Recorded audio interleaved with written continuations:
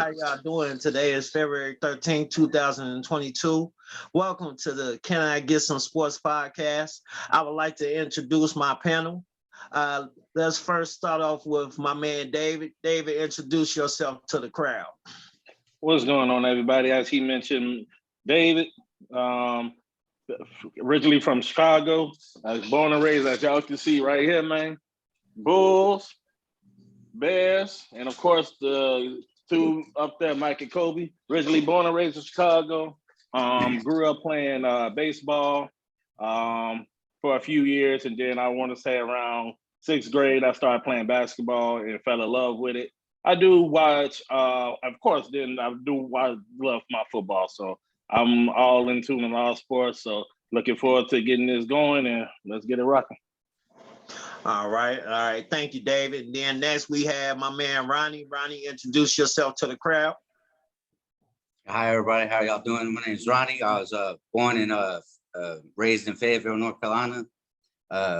Played football, basketball, and baseball growing up in high school. And now I live in the great state of Texas, being dropped off here by the military. Let's get the show started. All right, outstanding. And last but not least, we have the debonair, Mr. Michael Robinson. Mike, introduce yourself to the world, sir. What's going on, everybody? It's Mike. I'm straight out of Chicago, not live from Chicago, but straight out of Chicago. So I rep all the Chicago teams, Bulls, Bears, Sox, Cubs, you name Chicago team, I'm with them all. You see what I'm saying? Chi-town all day. I do have other teams I like, but y'all will get to know that in the near future. Let's get it going. All right, outstanding. So today we're going to dive into 5 topics. The first topic that we're going to start with is the NBA trade deadline. As you may know, that the Philadelphia 76ers have acquired star point guard James Harden from the Brooklyn Nets in exchange for Ben Simmons, Andre Drummond, and 2 future draft picks. Now, fellas, I feel that Brooklyn won the trade, but I wanted to know, what are your thoughts on who won that trade? And then also, in the long run, who will win that trade? Let's start with Mike, since he's on my camera. Well, first of all, I think it was a win for both teams. Definitely much needed trade that needed to happen. James Harden didn't want to be there no more. You got to get him out of there. However, I was kind of thinking they should more trade Kyrie Irving, because I felt like he was the problem in that instance. And I was like, maybe James will stay if they get rid of Kyrie. But if he won't out, you know what I'm saying, you can't be causing problems in the locker room. So you got to get him out of here. Exactly. We've all been watching the Ben Simmons situation progress all season. So I was definitely looking forward to, seeing where he would go. I wasn't sure if he would get moved by deadline, but I'm definitely glad he did, because now that could kind of die down and we could see what he brings to the table now, especially having all that time off. So I do think it was kind of a win for both teams. In terms of like how it plays out, I think it'll be a better win for Brooklyn in that I think they got a better shot to win this year. I mean, they you know what I'm saying? Ben Simmons is a solid facilitator and rebounder and defender. And I feel like Philly literally gave them all the pieces they was missing. They gave up Jared Allen in the trade last year, so they didn't have no rim protector, no rebounder, nobody solid. And that's what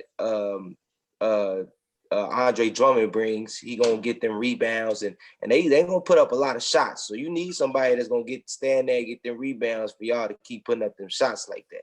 And I think when it comes to like them playing Philly, they just got too much firepower now. They gave them Seth Curry, another lethal shooter.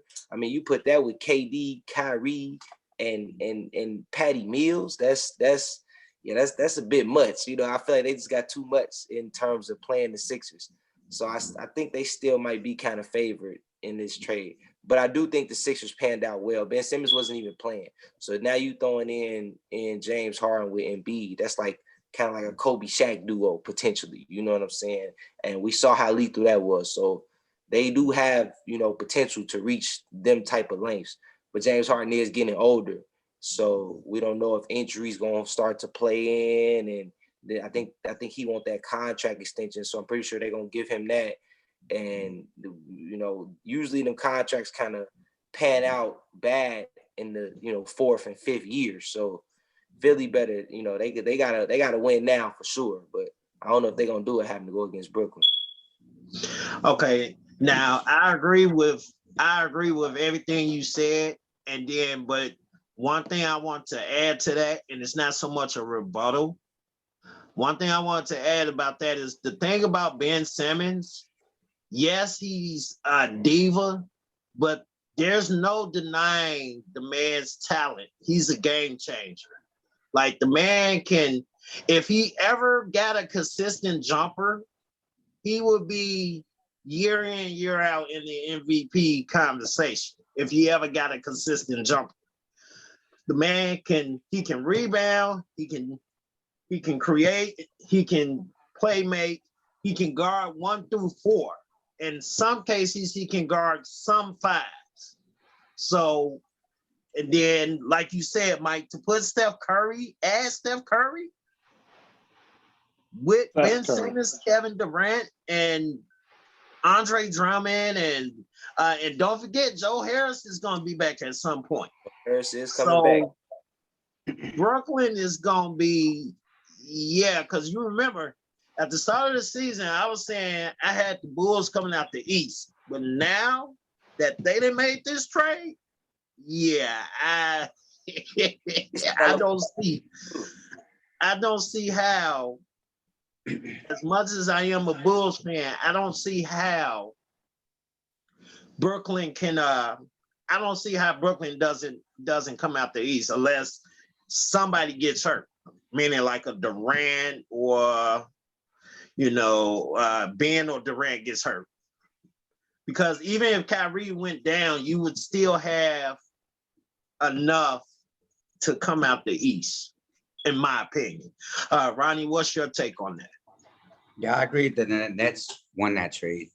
I like the inside-outside game of the 76ers, but Ben Simmons, I think the key thing with him, like I said, great facilitator of the ball and awesome defender.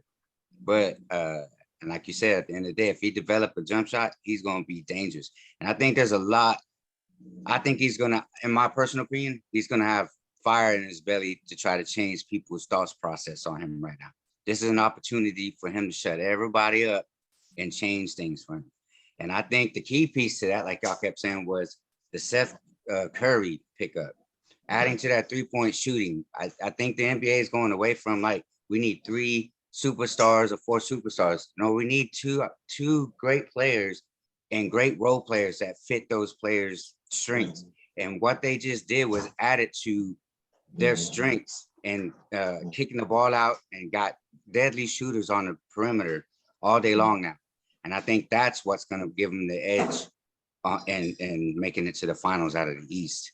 That's Curry sealed it for me. And and I think this has been Simmons' time to prove all the naysayers wrong about him. And if he needs to do that to correct, his career, his legacy in the NBA. Exactly. Yeah, I definitely get what you're saying, because I am one of those naysayers. Like, don't get me wrong. Like you just heard me say, praise the kid on how talented he is and so forth and so have you. But I just think he's a diva. Like he, and it could be mental health. Nobody knows what's going on in the guy's head but him. And those who throw stones should not, those who throw stones will have stones thrown at them. That's a saying that, I truly, truly believe in. So you don't pass judgment on the next person. But at the end of the day, it's too much talent. He has too much talent not to be great. But you can have all the talent in the world, but hard work beats talent when talent don't work hard. So if you really, if he really wants to be great and do everything he said when he came into the league that he wanted to do, this is his best and last opportunity, in my opinion. Because if he messes this up, he's pretty much going to be done. And I wish him well. I would rather see Brooklyn win it than Milwaukee. And I have my reasons for that we're not going to get into right now. But it's going to be very, very interesting. There's no reason why Brooklyn shouldn't come out the East. David, what is your take on that? Great points, everybody. We don't know what we're going to give with Ben Simmons. And this is definitely both trades, definitely help both teams. But I'm going to go with Philly, actually. Philly winning the trade. Because you're getting James Harden. You know what you're going to get from James Harden. And to pair him with Embiid, because even when James Harden sitting out games, even when you look at his stats, what is he averaging? Like, still 22 points a game, almost 9 assists. About nine assists, almost still averaging a triple-double. And he ain't even really fully James Harden that we've seen in Houston, because everybody know he's picked up weight. And to compare him with Embiid, and Embiid is having a phenomenal year. Hands down, probably looking like the MVP of the league right now. One of the best players in the league right now, because he's just playing unstoppable. And you put those two together, not to mention you still got Tobias Harris. Tobias Harris is now becoming your third option, because Philly has been winning games, but can you really rely on Tobias Harris to be your main go-to if Embiid goes down? Let's say if Embiid goes down, No, you're not gonna win with Tobias as your top guy. So now adding a piece like James Harden to that team, man, they're gonna do numbers. And not to mention Paul Millsap has joined that team too, a veteran who can get you get you a couple. Well, I would say he can still get you about 12 points a game off the bench, easily coming off the bench. So he's a good fit. And now I'm not saying Brooklyn didn't do good on the trade at all, because now you do have Kevin Durant, who's over 7 feet. Now you also got Ben Simmons, who's 6'10". Yeah. So you got size, and then you got the good thing about those two can facilitate at their size. And when you go through the league, nobody has ever name a team that they had two players about the same size that can facilitate like that, even going back in the day. So that's a great trade. But here's the thing. This is why I want to go with Philly. You don't know what Ben Simmons you're getting, because he ain't played all year. And like you mentioned, D-Boy, earlier about his mental health, I pray that everything goes well for him, because none of us can judge anybody off if something is going on with the mental. I would never judge anybody's mental health. So I do pray that things do get better for him and we do see him on the court. But another kicker with Ben Simmons is that jump shot. He don't have it. So you can really lay off of him offensively, because if he's not driving to attack or dish, he's a liability in offense. So you can double team a Kyrie. You can double team a KD, because if Ben Simmons left wide open, he might be at the top of the perimeter. He ain't gonna shoot it. So that's my thing. And then Kyrie too. And I know y'all saying the Brooklyn should come out the East, but here's the problem. Kyrie might not be available, because remember, he's only playing road games. Imagine going to a game 7 at another team's court. If Brooklyn don't get home court advantage throughout the playoffs, they go to another team's home court for game 7. If they get to one, you ain't got Kyrie at your disposal. And then Ben Simmons' track record last year in the playoffs, not good. So Kevin Durant, does he have Steph Curry? Andre Drummond was a good pickup, because now you can move him into the starting spot. Now you got size in the middle, because Brooklyn really struggled with size. So now you got him in the middle, but it's like the Bulls. Yeah, definitely. And if you don't have Kyrie, and if you don't have Ben Simmons, Kevin Durant, he can do it, but I don't see him beating a Miami, a Milwaukee if he has to do what he did alone last year. So that's my take, and that's why I say Philly has won the trade, in my opinion. And I honestly don't have Brooklyn coming out the East. Honestly, I don't think they would beat Milwaukee because Serge Ibaka was a great pickup for them. And then Giannis is going, and Giannis is going to be Giannis. So if I'm picking, honestly, I don't got Brooklyn coming out the East, even with this trade. So that's my take on it. Okay. All right. Now, to rebuttal that, I get it, and you made some excellent points. But you also got to remember, James Harden is not known for great playoff moments either. Exactly. He has, I remember 2012 NBA Finals, and no discredit to Russell Westbrook, no discredit to Westbrook or Durant, but they balled out, like totally balled out. They balled out that finals. Had Harden given them anything, like at least 15, it may have been a different series, in my opinion. 2018. Now, Chris Paul going down with, I believe it was Achilles in that Golden State series when they were up 3-1, and then like that fourth game they won, Chris Paul got hurt. I think he like ruptured his Achilles, or it was some kind of Achilles injury, I believe. But if you're the second star on the team, and you have a 2-game lead on the defending, they weren't. Were they the defending? Yeah, they were the defending champs. You had a 2-game lead on the defending champs, and you couldn't finish them off. That's a problem, at least in my opinion.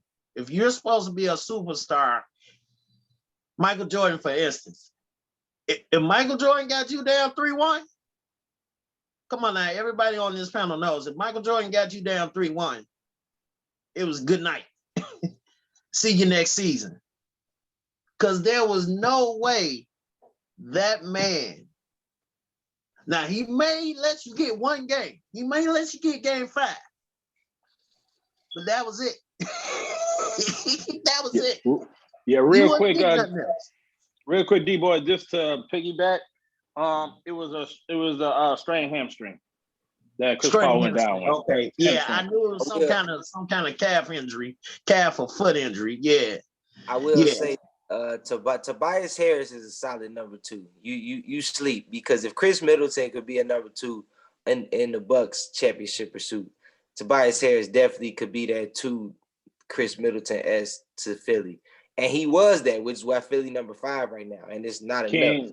So let me ask you. I can't say that's his fault that they not winning. There's more to it in Philly that they got to figure out, which is why they made that James Harden move. But so you honestly believe they can win a championship with him as the second option? Without the James Harden pick, you think they can win it with him as the valuable second option? I think they could, because they still got Tyrese Maxey and stuff like that, but they bench and stuff. They kind of gotta get that together a little bit, because it's a little shaky. I'll make one point on what David has said about the Nets not being able to beat the Milwaukee Bucks. I do believe we was this close from seeing Kevin Durant put the Bucks out last year by himself in that game. Pretty much. So you add some more 3-point shooting. I'm just telling you, they was this close to not being champions. And it would have been the Nets in the finals. I mean, I agree with the whole Kyrie thing. That's going to be the biggest thing for the Nets. Home game, I think it's home games he can't play, right? Right. So if they have the home field advantage, that's going to actually hurt them, because he's going to be without that. And I think the league, the thing that frustrates me about the league is players nowadays forcing trades, acting like they hurt. In my opinion, I thought that's what James Harden didn't like the situation. And I thought that he's just like Charles Barkley said, when they said, well, James might not play because he's hurt. Well, he's healthy now because he just got traded. I think, to me, that I wouldn't want players like that, especially if I'm trying to win a championship, people who do that. Because we already saw it from Houston. Then he got forced his trade to the Nets, and now he forced his way out of Nets. Why would I sit there and say that this is a dude that I think is going to help me win a championship when he just, to me, right at that particular moment, is about himself and what's his happiness. I understand at the end of the day, you got to be happy, but I, in my personal opinion, don't want no part of someone like that. And in my personal opinion, also I think Kyrie's kind of a head case. God-given talent all over the place. But you ain't in it, and you ain't in it mentally, and then I think that plays a big deal with you're making your team and making a run for a title, because you got to be mentally strong and on that level too, not just playing wise, because we've seen Kyrie go to teams. That Boston team that took the Cavs to Game 7 and almost won it, instantly added Kyrie the next year and looked like trash. Didn't even sniff the conference finals, I don't think. But it's because at the end of the day, I think the NBA is getting to where I have to load up on these superstars and we gonna win the championship. It don't work. I don't think it works that way. Like I said, like this Bulls, 2 great players and role players that fit their strengths is what can win the championship. Maybe that third, we're looking for that third scorer. That might help too. But his strengths go with the 2 stars' strengths. It's like the LA project right now going on. How we doing in LA?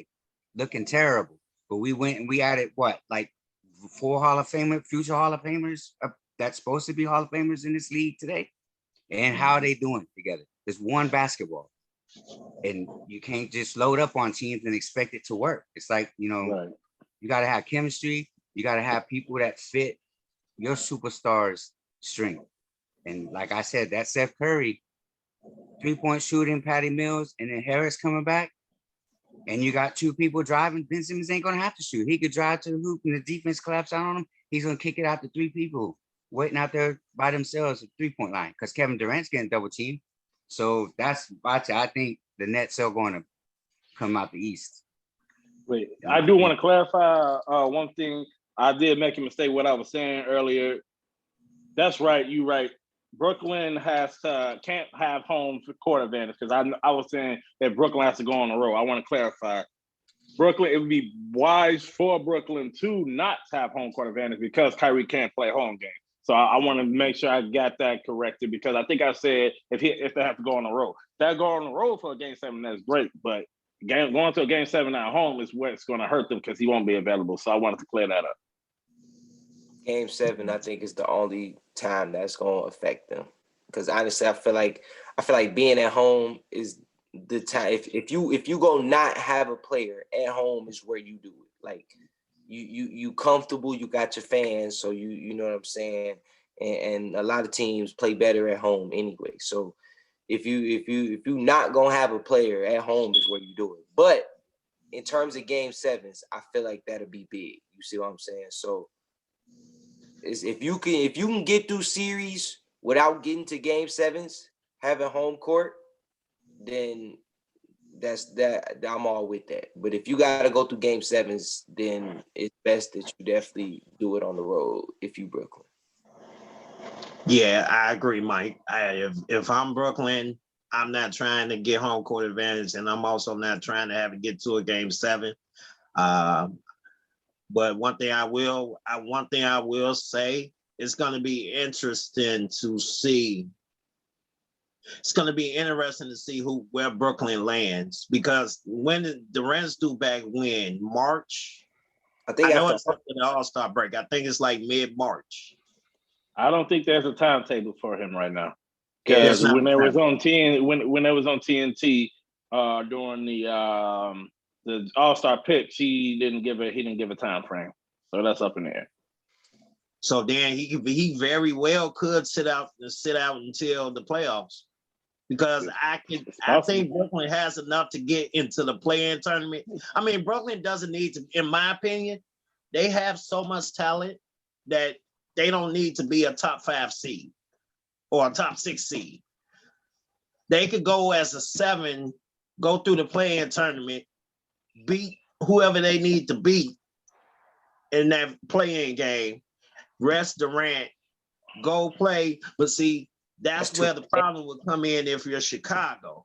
That's too. Because if you're Chicago and you get that 2 seed and Brooklyn's the 7, with the way the Bulls are constructed now, that's a bad matchup for the Bulls because you have home court. So that means that if it does go to a game 7, guess who's playing? With Simmons, Drummond, Curry, Durant, Joe Harris, and all those guys. So Yeah, right now we're sitting third in the East. Right now, the Bulls are sitting third in the East. Brooklyn's sitting 8, so I don't know how that's going to pan out going forward, especially with KD being out. I mean, if they don't win some games, honestly, it's going to start looking ugly. Yeah, I agree. But like I said, I feel they have enough talent to tread water. They actually dropped low Boston now, and Boston looked terrible at the beginning of the season. Yes, they did. Yes, they did. Yes, they did. So, I mean, that's my take on it. Did anybody else have anything they wanted to add to that before we move on to the next topic? I'm good. Everybody said their piece. All right. Well, it's going to be interesting. Let's see what happens. Okay, so the next topic that we have today is going to be about the NFL honors accolades awards. Let's start off with the MVP. Well, as we all know, Aaron Rodgers won the MVP. My question is it's a 2-part question actually. First question, do you guys think Aaron Rodgers deserved the MVP over Tom Brady? And secondly, what do you guys think will be the decision that he makes far as, whether he'll retire, request a trade, or come back to Green Bay for another season? Let's start with David. David, take it away. As far as him winning the MVP, he earned it.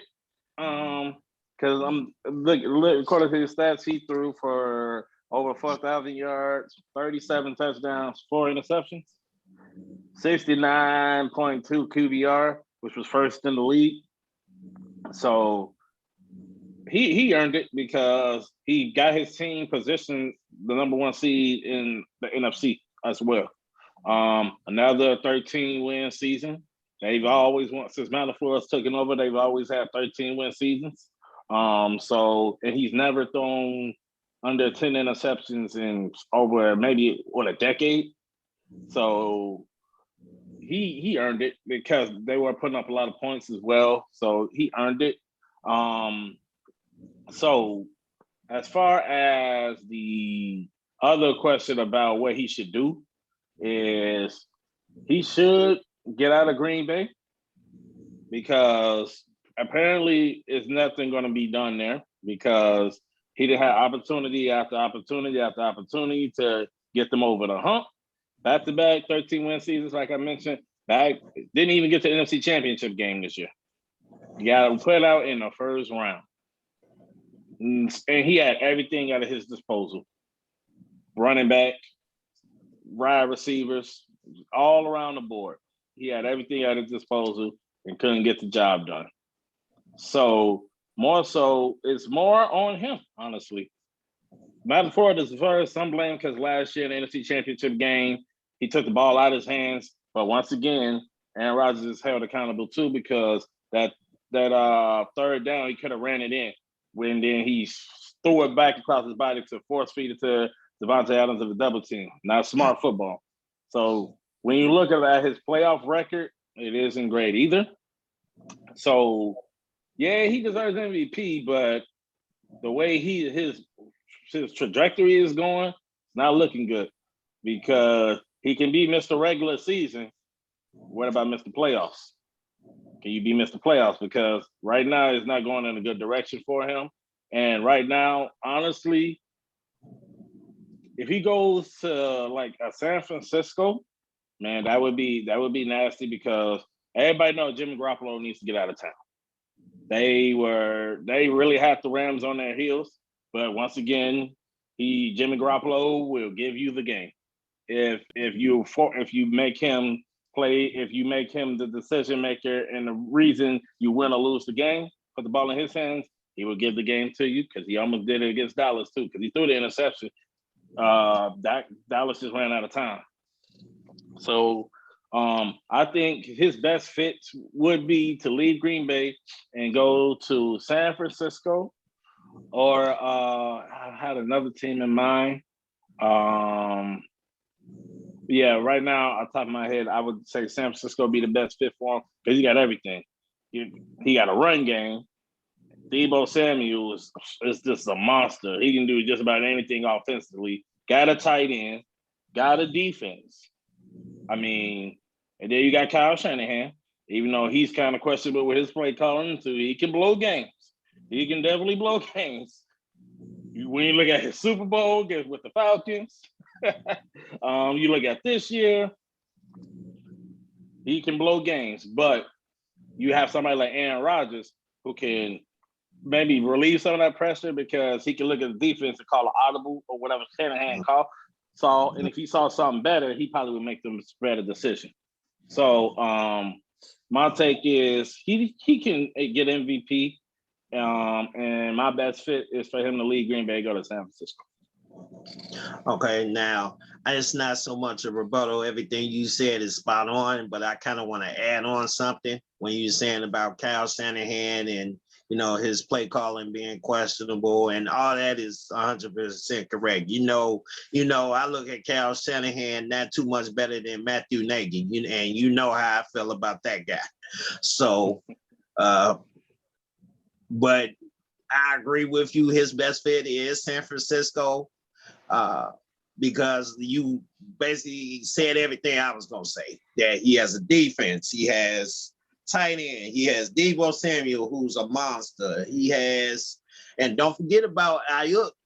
Ayuk is not a bad slot corner. Like he's solid. But of course, the one major difference between Rodgers and Garoppolo can't do an audible to save him. My life, my future kids' life. He cannot audible. Like, how did you not know Aaron Donald was coming on that last play and audible out that pass? Like, come on. Like, read the defense. It's not rocket science. I'm sure everybody who on this panel that watched that game knew who was coming on the blitz. Like, yes, they have Von Miller, but Aaron Donald is the heart and soul of that defense. It was his moment. Like, I'm sure everybody on the sidelines, both sidelines, all the fans knew Aaron Donald was coming after Garoppolo on that last play. And for Garoppolo not to audible out, that just shows that, in my opinion, that furthermore heightens his deficiencies. So that's what I wanted to add on to that.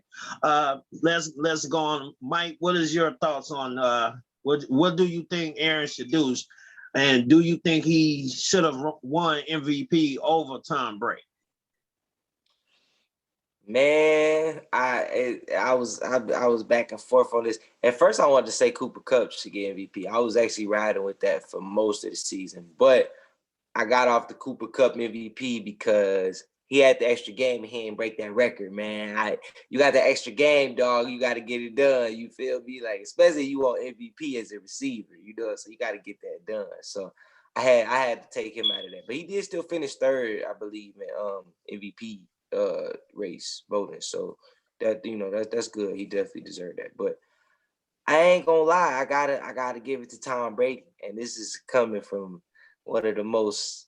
I'm not a Tom Brady guy. Let's say that. So for me to get him that over Rodgers, that's kind of big. But I mean, from a number standpoint, dude, 5,300 passing yard, over 5,300 passing yards, 43 touchdowns, and only 12 picks. The picks was a little high, but I mean, when you throw in 5,300 yards, 12 picks ain't bad. You know what I'm saying? And 43 touchdowns. Not to mention, Tom Brady is 44, 45. He had 2 rushing touchdowns. 2.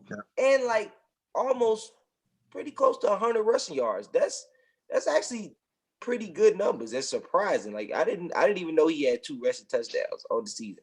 I believe Aaron Rodgers got like negative rushing yards for the season, if I'm not mistaken, at the quarterback spot. Not that they supposed to be runners or nothing like that, but it does add to it. Like so, total he got 45 total touchdowns. You see what I'm saying? If you add his 2 rushing touchdowns, I mean you can't mess with them numbers. They same record, only 3 losses for both teams, and they in the same conference.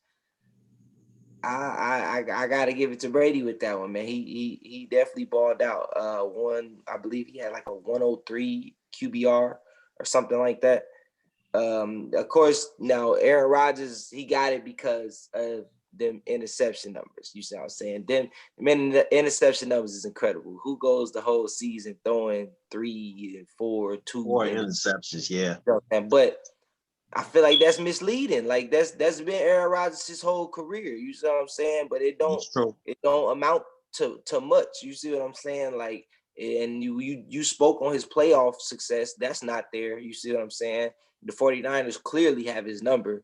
So I feel like them 4 interceptions is that it always misleads people. And I feel like that's how he gets the vote. You know what I'm saying? He shoots for that nice QBR and stuff, but I definitely feel like it's misleading. When you got somebody who come in and just go on slots on offense and just, you know what I'm saying, put up them type of numbers, it's hard to take away that MVP. I'm actually surprised they didn't give it to him. But not to take away nothing from Rodgers, he did deserve it, but I think Brady was a bit more deserving right there. In terms of his position, we all know he's out of Green Bay. I just don't know if he gonna play no more. Honestly, the way it's kind of looking like he might retire. I mean, he been on Jeopardy. You had all the stuff in the beginning of the season. He missed the discount double check. Say commercial here, commercial there. It sounds like he set himself up. A lot for retirement. Like, a lot to be done with the game. And I mean I could see him going to another team, but I also could not see him going to another team at the same time. It's like, what team would he go to? And the only team I can really see is San Francisco. But do you want to be like, you know what I'm saying? Do you want that Kevin Durant backlash, especially after the backlash you just got, from this off season, before the season? So now you're gonna go to them. You basically going to the Warriors after they just beat you 3-1. You feel me? Like. And I know that backlash. You want to deal with that, especially, So it's just a lot to ponder in. And I don't really know. I don't see him going back to Green Bay, but I also don't know if he's gonna go to maybe Carolina. I could, maybe Carolina. That would be not a bad spot. He wouldn't take as much heat if he made a move like that. But I don't know. I think he might retire, man. I think he might, but I don't think he want to be done with the game. So I don't know. But I would put my money on him. As of right now, I would put my money on him retiring. You put your money on retirement. I'll say it's not and again, and this also is not a rebuttal. But I will say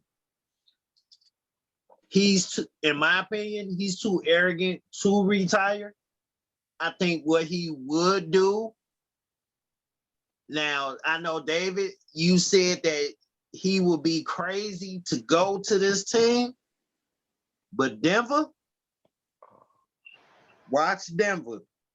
Watch Denver as a sleeper, because you got to remember, they got Green Bay. They took Green Bay's OC and made him the head coach.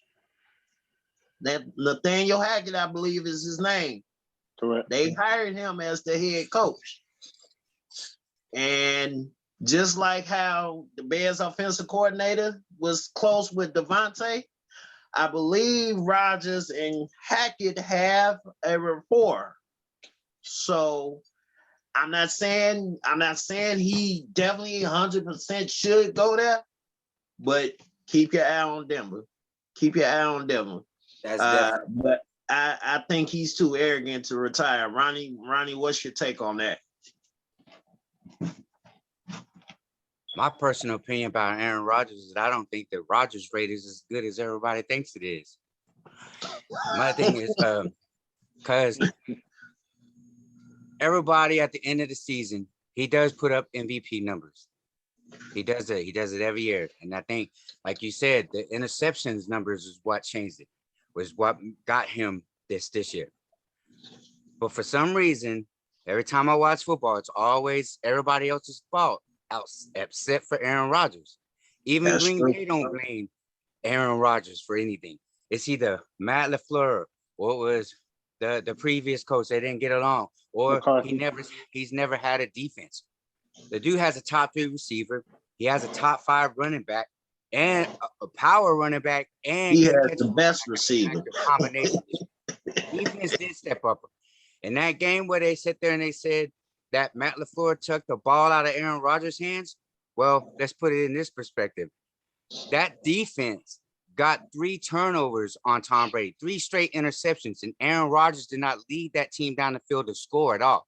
So when you That have is an true. opportunity to kick a field goal because your offense is struggling, you kick a field goal and you go with the defense who just got 3 straight turnovers, and you go with the high end. Your defense was playing great.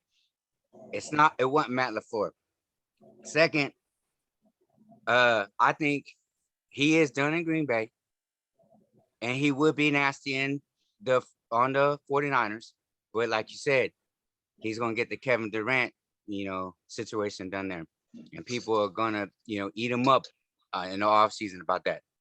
Now, I also believe that his buddy Devontae Adams is probably gonna try to go wherever he goes. And if that goes, whether he goes to Denver, which like that was a great point, the offense coordinator, who he loves, is going to Denver as the head coach. And they got some nasty weapons up there too. And he's used to playing in the cold. Second, also, I don't think people are thinking like, what if he went to Tampa Bay? Replace Tom Brady. And my thing is, everybody keeps saying, we know at the end of the day, Jimmy Garoppolo is a game manager, right? But Kyle Shanahan in that game had the lead just like they did last year, or when they had the Super Bowl versus the Chiefs. Instead of running the ball, he passes. Why are we passing on first down with Jimmy Garoppolo since he's the game manager? Passing with him when we need the clock on our side. So we pass on first down, we throw an incomplete pass, and then we may pass again, and then we're gonna run. Or we try to run on second and third down, and we get nowhere. And then we get ourselves in 3 and long situations with Jimmy Garoppolo. I think he gets everybody says that it was always on his fault. No, to me, it was the coach.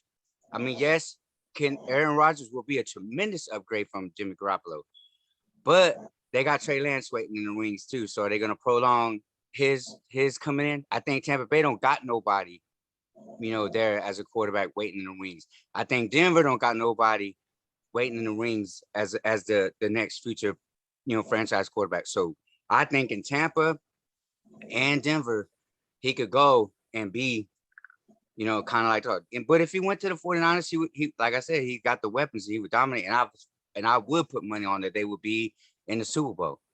And also, to me, I think the retirement thing, I think it's kind of like out of the question, because at the end of the day, when the way he is and like the arrogance, he's got 1 Super Bowl. And that's what we're going to always talk about when we're going to talk about who's the greatest quarterback of all time. I don't care if you could be the greatest regular season quarterback of all time, but you got 1 Super Bowl and you only take your team there, 1 time, you can't be in the conversation. You can't be. That's facts. That's facts. And that's going to destroy his legacy. And he's going to have, and he's going to have to pick one of those 3 places to try to win 1 more time. And if he goes somewhere else and actually wins it, then he proves the point that I guess he's trying to make by saying it's Green Bay for not, surrounding them with weapons, which I don't agree with, because I think they have done a great job. They've had great teams, and he's just failed in the playoffs. It's like, everything I'm sorry, not to cut you off, but everything you said is spot on. Everything you said is spot on. Like you could have all the regular season accolades and all that, and then to piggyback off of your point, Ronnie, he really got that one Super Bowl because Jay Cutler quit. Rode the bike. He quit. Exactly. Rode the bike. Rode He quit. He quit He went because against Caleb Haney. he and then really, truth be told, Caleb Haney outplayed Jay Cutler, if you ask me. I don't know if you brothers agree, but Caleb Haney came in and played with more heart in 3.5 quarters than Jay Cutler played with the whole time he was there with the Bears, in my opinion.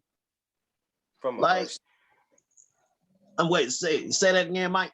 I said from a heart standpoint, yeah. From a heart standpoint, everybody, all three of us know football is not just talent. You got to have the want to. You got to have, like I said, hard work beats talent when talent doesn't work hard. Jay Cutler was the most talented, gifted quarterback, but the guy was just a knucklehead. Like he only cared about himself. Had he played with any kind of heart, the Bears would have beat them. And we'd be saying, still talking about, is Aaron Rodgers ever going to win a Super Bowl? But, he has that Super Bowl. It is what it is. Me personally, I don't care for the guy. I think he's a jerk. But there's no denying he is, one of the greatest regular season quarterbacks, as Ronnie mentioned. But I mean, it's going to be interesting to see what he does. In closing, I would say he claims that he's not going to drag it out past free agency. But again, that arrogance, I can see this dragging out until the draft. I can. So we're going to say that in closing. And we're going to move on to another NFL honor topic. I wanted to talk about Offensive Rookie of the Year. Now, as you all know, my boy Jamar Chase, I follow him on Twitter, real at OJ1, real one OJ. I follow him on Twitter. He won Offensive Player of the Year. I believe, if I'm not mistaken, I don't believe OBJ won it his rookie year. I'm not sure. I can't think that far back, but I believe he is the first LSU player to win Offensive Player of the Year in his rookie season. And my question to you fellas is, do you think that Jamar Chase has a chance to be mentioned in the same conversation, the same breath with the great wide receivers like Michael Irvin, Jerry Rice, who's another one? Marvin Harrison. Do you guys think he has a shot to be better than them or mentioned in the same breath as them? Mike, let's start with you. Definitely. I've been riding with Jamar Chase all season. Shout out to Jamar for getting me that fantasy championship too. My boy. Shout out to Jamar. Like I said, I've been riding with him all season. You feel me? Hey, yeah, definitely. I ain't gonna lie, it was some questions at first coming in with the drops and stuff like that, but I wasn't questioning it, but a lot of people was. You know what I'm saying? But I figured he'd get it together. I ain't think he would get it together like this, but I figured he'd get it together. And he's balled out. He showed out. But it is too early to try to put him in any of them conversations. But I do think he has the potential to get there, especially with that man Joe throwing him the ball. That's gonna be, I feel like that's gonna be a daily combination for years to come, many years to come, and we gotta watch out for them. So you know what I'm saying? I say about 5 years, he stay at this pace, you know what I'm saying? He already got offensive rookie of the year, so he's starting his accolade list now. You know what I'm saying? So in about 5 years, we might be able to put him in that conversation with them. I very well do think it's possible. And if they can manage to come out and win this Super Bowl by some divine miracle, you know what I'm saying? I think that would further him along even more and get into the conversation with them, because he You just will had to get that jab in there, didn't he you? will be a factor in this regardless. You know what I'm saying? So yeah, I think he definitely got a shot at being one of the greats. And I'm glad that he in the league, and we got something special with his rookie season for sure. Yeah, I mean, like Mike, you know, everybody knows I'm a LSU fan. Like, and I watched Jamar Chase. I watched his junior season because he set out his senior season because of COVID. And from the very first moment I watched him catch a ball, I said, this kid is something special. Like, I wasn't just saying it just because, you know, I'm an LSU fan. There are there's plenty of players that came through LSU that I thought were trash. But nonetheless, I said, yeah, this kid is special. Like, this kid, if he stays healthy, he has all the tools you need to be a one: speed, athleticism, hands, even though it didn't show in the preseason. Yeah, I mean, he's got it all. I think, yes, it is too early to mention him with the greats, but eventually, like you said, Mike, to piggyback off what you said, if he does stay at this pace, he could be mentioned. I think he could be, if not better, just as good as those greats such as Michael Irvin, Jerry Rice, Marvin Harrison. And to rebuttal what you said, you already know where I stand. And we're going to talk about the Super Bowl for the next topic. You already know where I stand. So get ready for me to, you know, do my gloating, but he's definitely going to add that Lombardi trophy after tomorrow, because like I said, this Cincinnati team is a team of destiny, but it just goes to show you how one or two players can turn around a franchise. So it's going to be interesting to see. It's going to be a good game. I just think the Bengals, you know, are hot right now. But David, what's your take on Jamar Chase? What, you know, do you think he has a chance to be mentioned with the greats if he keeps on at this pace? And do you think he was deserving of the Offensive Player of the Year award? Without question. Offensive Rookie Player of the Year, without question. That's not even debatable. I know you said Michael Irvin, Jerry Rice, Marvin Harrison. No disrespect to Marvin Harrison, but we got to throw Randy. I would move him out and throw Randy Moss in there. So, yeah, so with those three, like I'm in agreement with y'all. It's too early because he's just a rookie, and I'm not saying anything bad or wishing nothing bad on him. But God forbid injuries happen. Yeah, and if he blow out a knee and his career is cut short, all we're gonna be saying is, man, that was a bad boy. So, and with that being said, I would love to see him be mentioned in that category as one of those, because I'm looking now and barely two rookies outside of him. Kyle Pitts and Jalen Waddle, they got 1,000 yards, but barely. They got 1,000 receiving yards, but barely. I'm looking at Pitts, 1,026.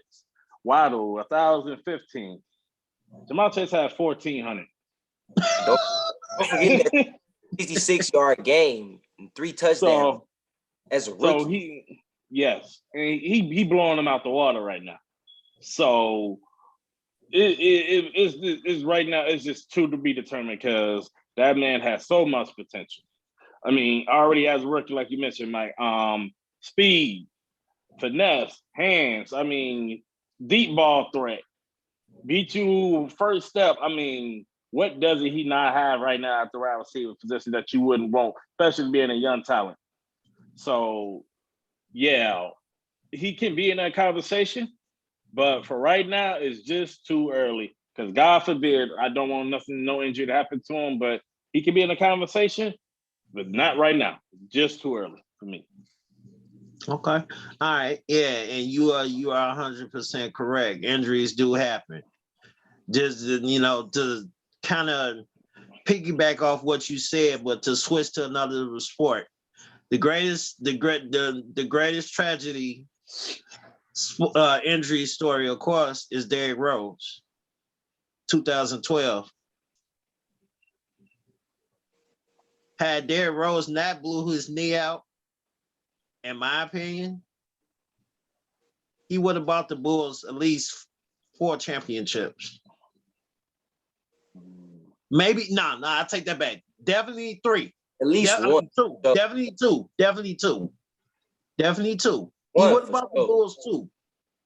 You say what? That one for sure. One for sure. One for sure. Maybe 2. One for sure, maybe 2. But it just goes to show you that Derrick Rose was Special. Derrick Rose back then was what Joe Burrow is now. It's just a different sport. He was special. Like Derrick, nobody wanted, not even LeBron wanted that smoke with Derrick Rose. Like he even said it. He was like, "Yeah, I was able to, shut him down," but he always he was actually a bigger Ja Morant, in my opinion. He was then what Ja is now. So, I mean, but yeah, injuries do happen. I hope my boy definitely stays healthy because, like I said, I followed him since his junior year at LSU. I just really like his game. And then when you listen to the guy talk, you don't get a sense of arrogance or entitlement. Like he's just a real humble dude. At least that's the vibe I get when I listen to his post-game interviews. I know, they asked him what celebration he would do if what celebration he would do if he scored a touchdown, and he already said, "I'm gritty. I'm doing the gritty. I'm gritty." All day, he said, "No question, I'm doing the gritty." But to piggyback off what you said, David, I agree. Injuries do happen. God forbid, like I said, something happens to this kid because this kid is special. Like he's beyond special. So, Ronnie, what's your take on that, sir? I'm gonna say, I totally agree with it. He was deserving of it, no doubt in my mind. And yeah, I was scared at first. I was one of those people when I saw the preseason, and I was like, he looked like he had hands of stones during preseason. He was dropping a lot of passes, and He was was. talking about it. Yeah, but he changed it around totally. And I think, he's going to be, he could, barring any injuries.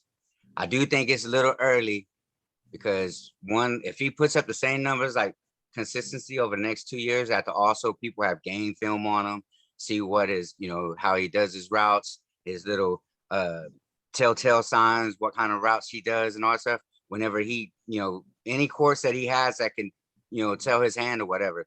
I think a lot of people make that mistake of when someone comes in and shocks the world on their first year, they're like, "Oh, he's this and this." Now, if he does that year 2 and people have game film on him, I mean, most time it's during it's in the instance of a quarterback. We don't see him. A lot of them can run the ball and all that stuff. But then once we have that game film on him and that next year comes or the third year comes, you see a big difference in him. But if he keeps up the same pace, because his talent level, what he's shown in the regular season is phenomenal. He's gonna be a beast. And like I said, injuries, is a big part of football. and it happens. And to me, my opinion, the Derrick Rose injury was sad, but in football, I think the worst, the most tragic injury was the Bo Jackson injury. I think in football, Bo Jackson going down early in his career because that joker was strong as an ox and was faster than a train. And that was someone to deal with. I think, in all honesty, if he never got hurt, I think Bo probably would have been one of the at least top 3 leading rusher in the NFL because he was unstoppable until Cincinnati drug him down from behind and popped his hip out, and then it's just one of those what ifs, big what if. Those two are my 2 biggest what if injuries in sports there is.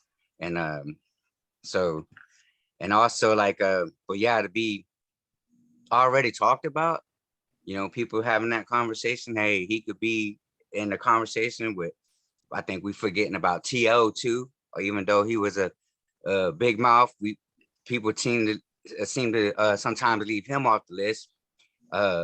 Reggie Wayne, and that goes to another point. Let's go back to the quarterback just for a second. Another quarterback that used to get me was Peyton Manning.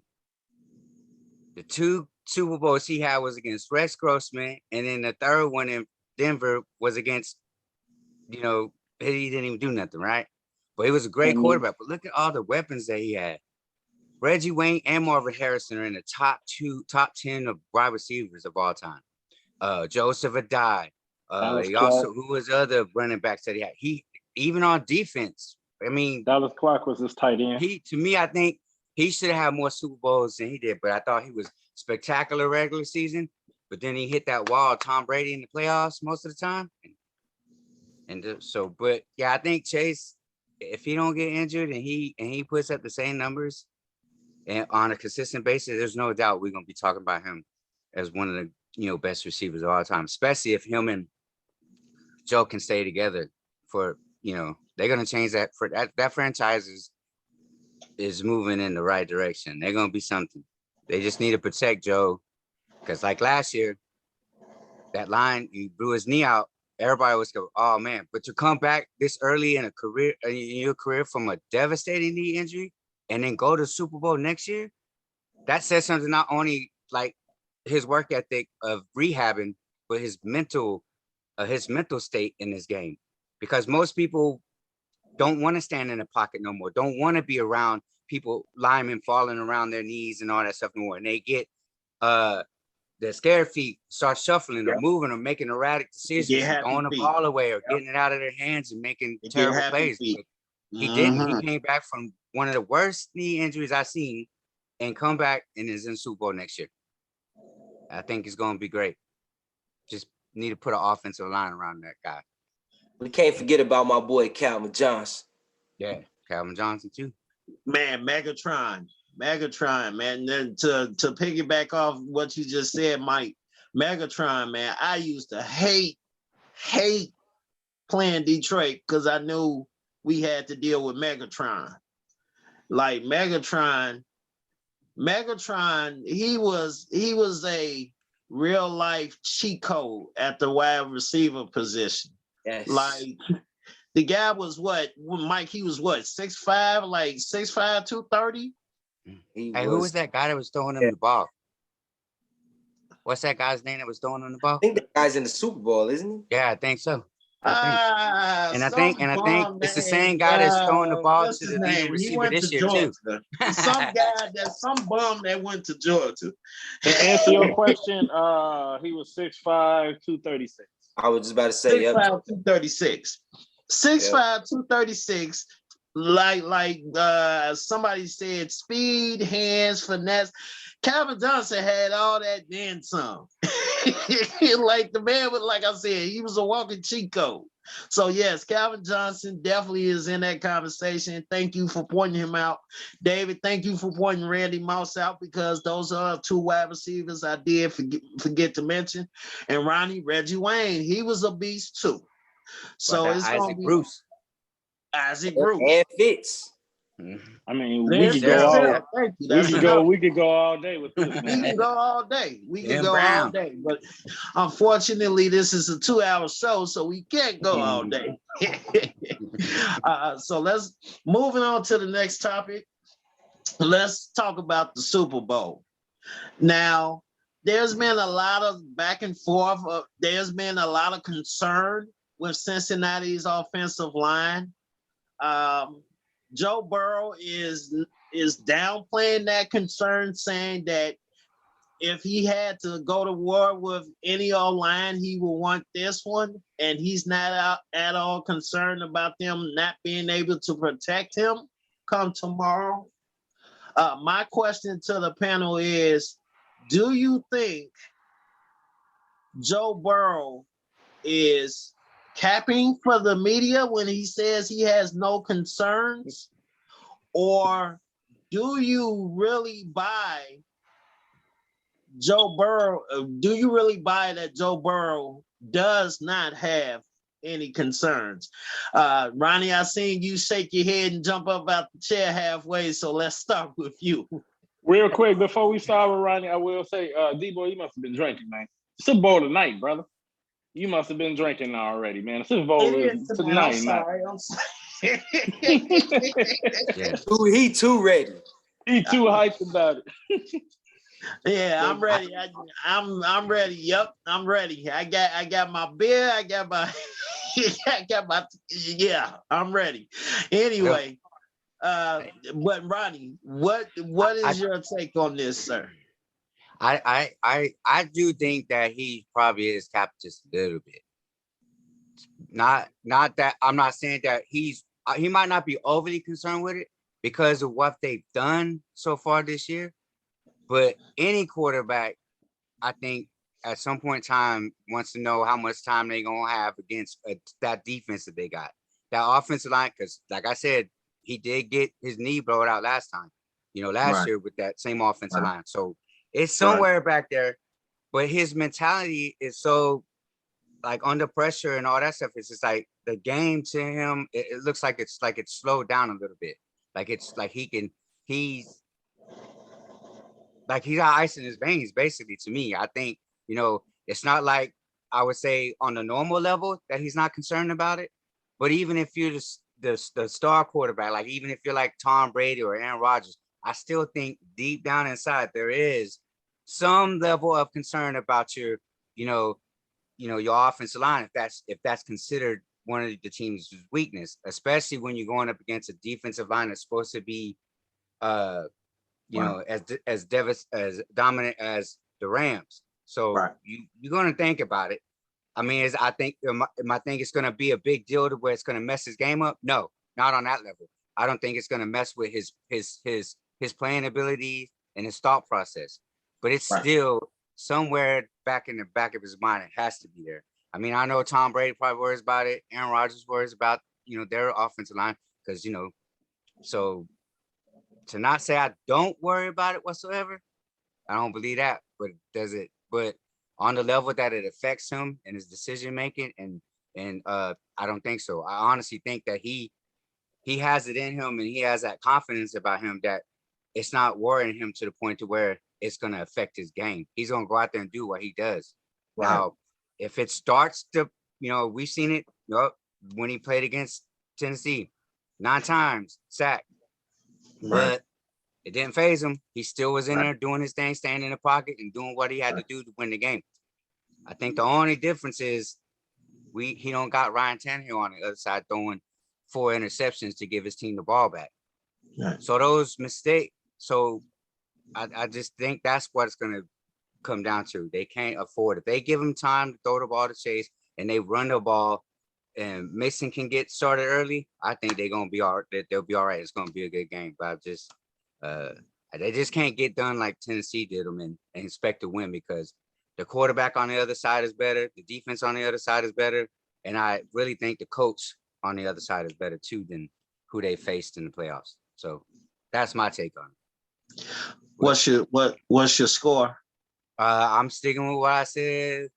I talked to y'all offline about it before. It's going to be 35-17, the Rams. Okay. All right. Well, you already know I'm rolling with Cincinnati. Yeah. I had said 31-17, but I think I'm gonna change the score just a little bit. I think I'm gonna give the Rams 10 more points and just say 31-27 Cincinnati. I think Joe Burrow in the last 2 minutes hits Jamar Chase for the game-winning touchdown. Uh, Mike, what's your take on that? Do you think Joe Burrow was capping to the media when he said he has no concerns about the offensive line not being able to protect him? No, I actually don't think he was capping when he said that. You know what I'm saying? If anybody ever played sports, so one thing is, what I'm saying, trust your teammates.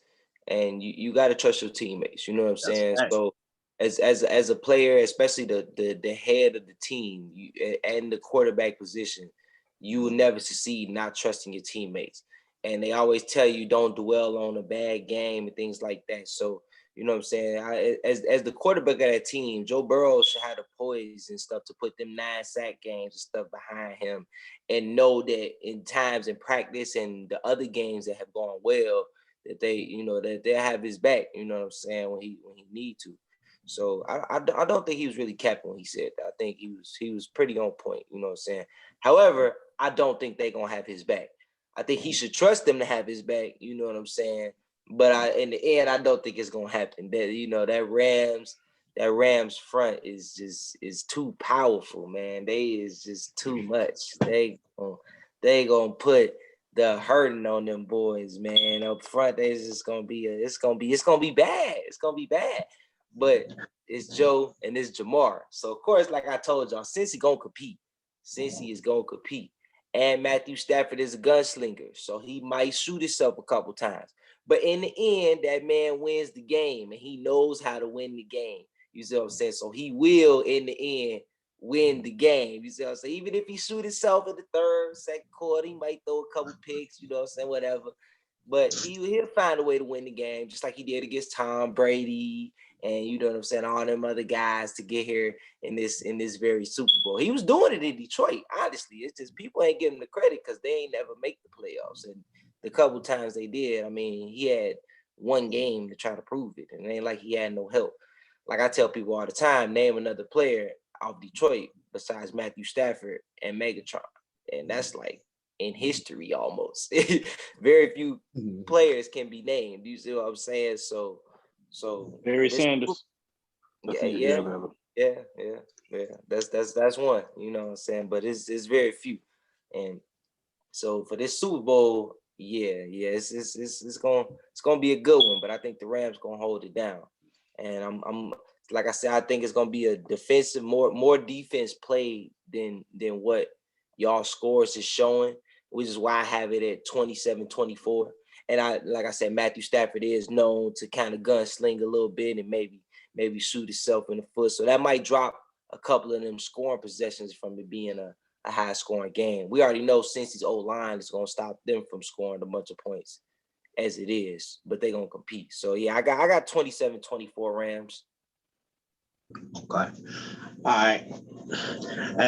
And like I've told you offline, you don't get sacked 9 times and win in a playoff game on the road. Who does that? A team that got a quarterback named Ryan Tannehill. Yeah. Hey, you know what? Hey, I can't. I have no rebuttal for that, sir. Other than it's Joe Burrow. Tannehill froze up. It's Joe Burrow. It's Joe Burrow. Joe Burrow is the quarterback who will get sacked 9 times in the playoff game on the road and still find a way to win. Won't flinch, won't get rattled. Just not in SoFi. Say what now? I said not in SoFi. And once again, he's playing Ryan Tannehill. I think they have to. They can't come out and do what they've been doing in the playoffs. They have been a second half team. They've gotten down to Tennessee. They got down to Chiefs.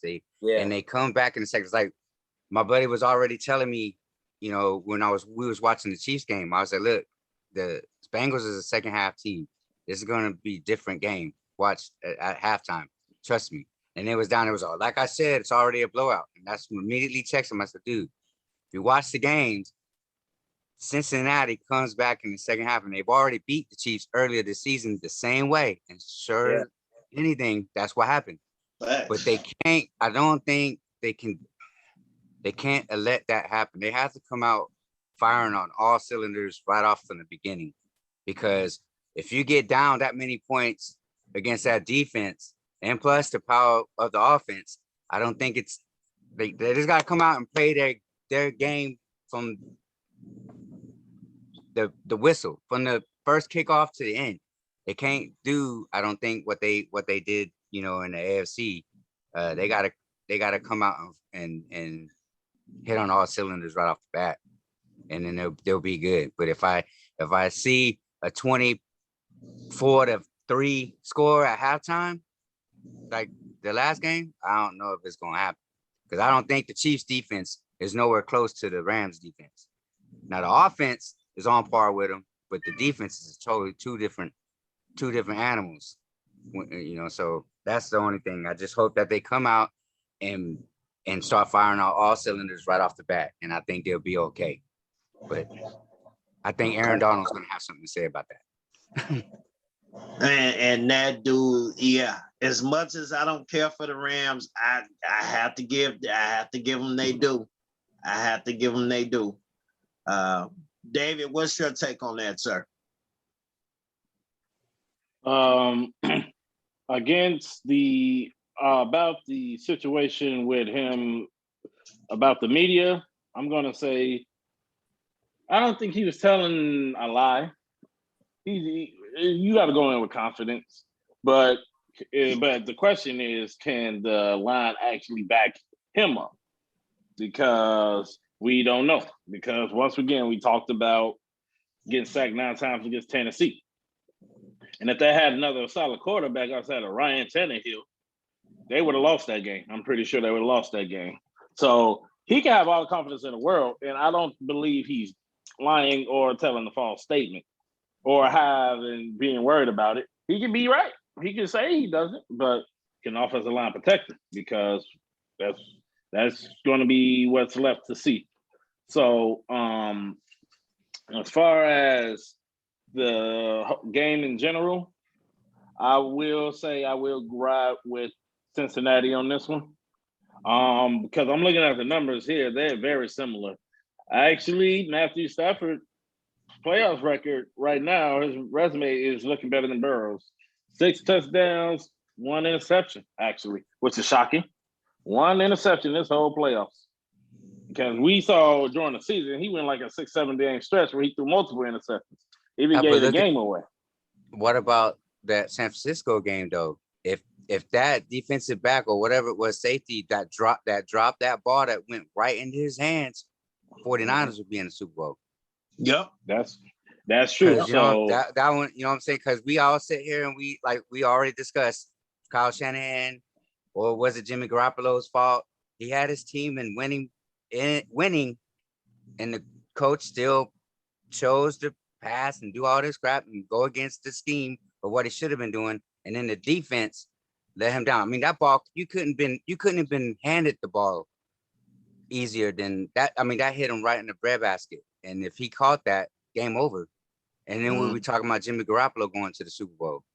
I mean, just saying, like, it's not always, one little play away, and we're talking about a different scenario kind of sometimes.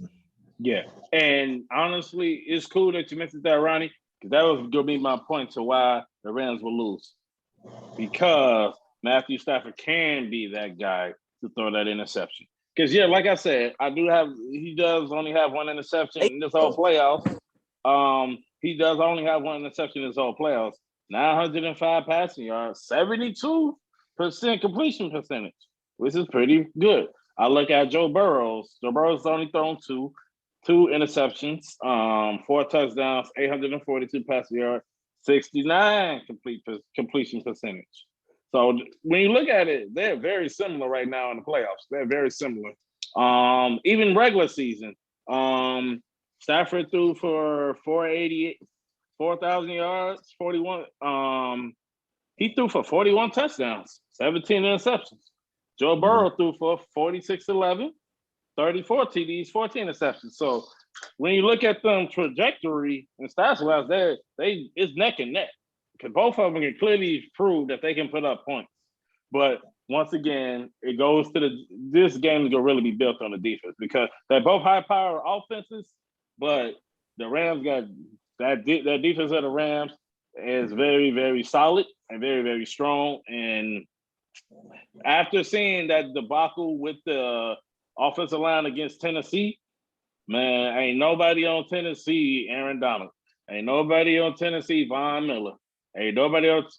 Leonard Floyd is solid. I ain't gonna say ain't nobody on there, Leonard Floyd, but you got Von Miller and Aaron Donald, which the difference makers. And we seen Von Miller in the Super Bowl before, where Cam Newton wore Von Miller's jersey because Von Miller was all over Cam Newton in that Super Bowl.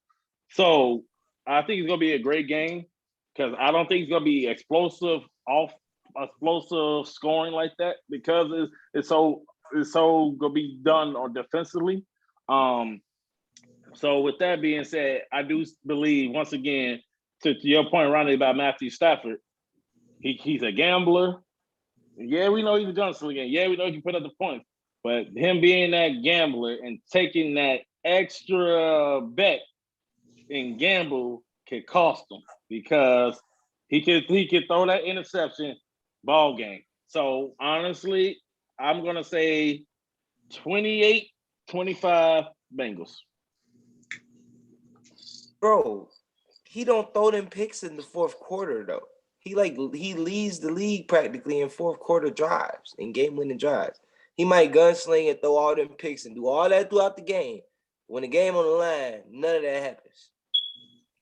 This is a Super Bowl though, so this is a big stage he ain't been on. He can do it. He can do it in the playoffs.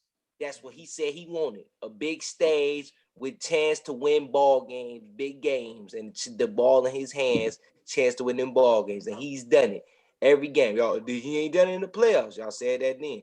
He ain't done it in the championship game. Y'all said that then. Next is finna be, he ain't done it in the Super Bowl. Well, he about to do that too. You know what I'm saying?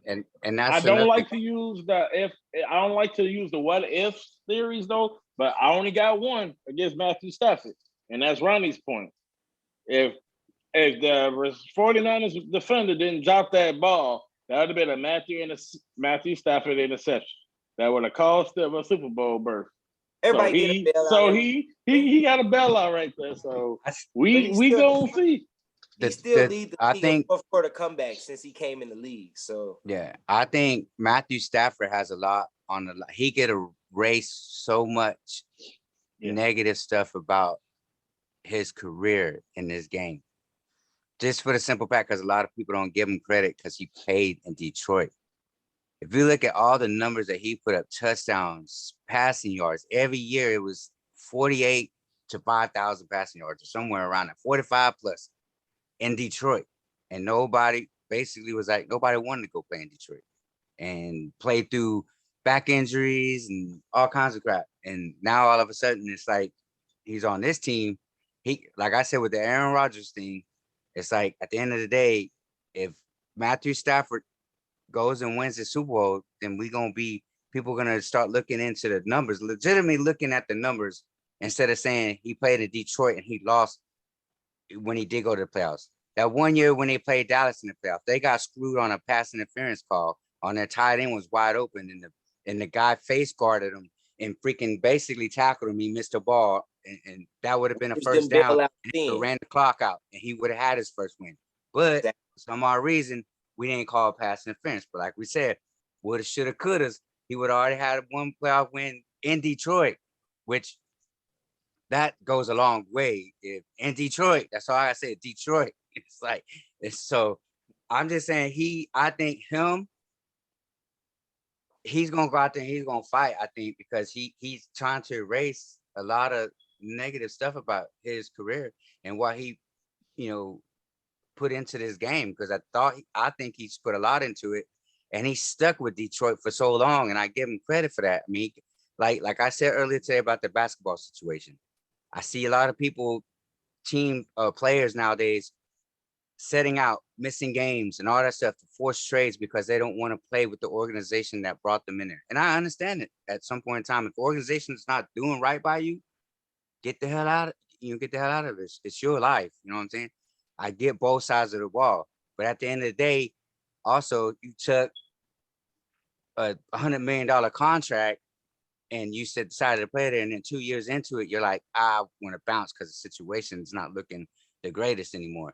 You know what I'm saying? And then you act like this, and then you go and then you force your way over there.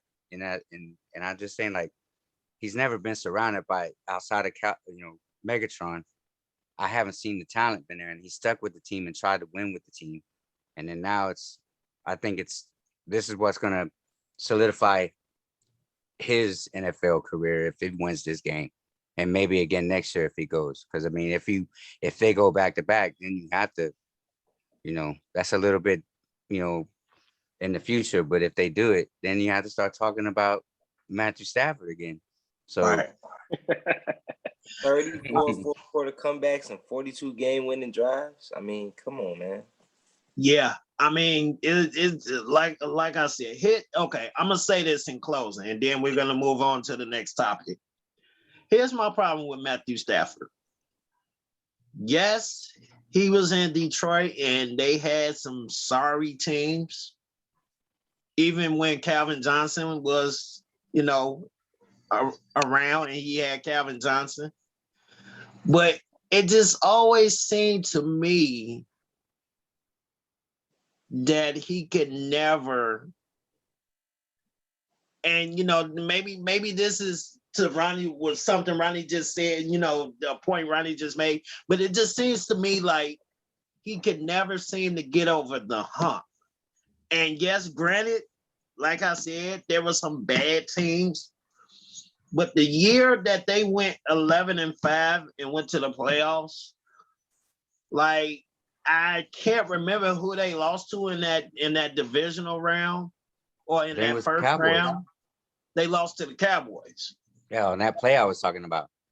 Yeah, exactly. Thank you. And that's why I said I believe this was something Ronnie just said, but I was piggybacking off of it. I mean, and also piggybacking off what David said, he's a gunslinger. He takes chances. Like he doesn't what's the word I'm looking for? He doesn't take the time. Like if you put pressure on him, you can force him into a bad throw. With Joe Burrow, I have to give the calmness factor to Joe Burrow because we've seen it. Yes, granted, Tennessee had Ryan Tannehill, and that they're not the Rams defense. But still, if you put pressure on Stafford, you can get to him.